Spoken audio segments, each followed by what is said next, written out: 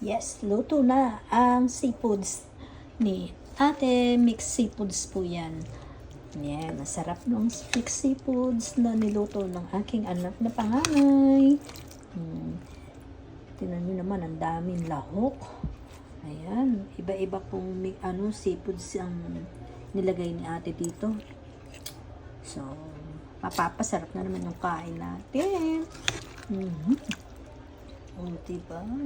Bongga. Ang sarap. Mga kaibigan, sino mahilig sa seafoods dyan? Ito, luto na po ang seafoods. Kain na po tayo.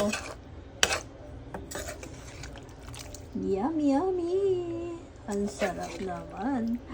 Ayan. Hey! Ang dami ng shrimp. Ayan. Tapos may mga ganyan-ganyan pa. Ayan. Oh. May mga squid, octopus, shrimp, sausage, and corn, potato. Ano pa ba?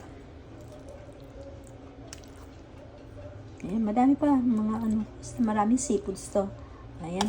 So, tara. Kain na po tayo, mga kaibigan. Maraming salamat. Sana'y nagustuhan nyo.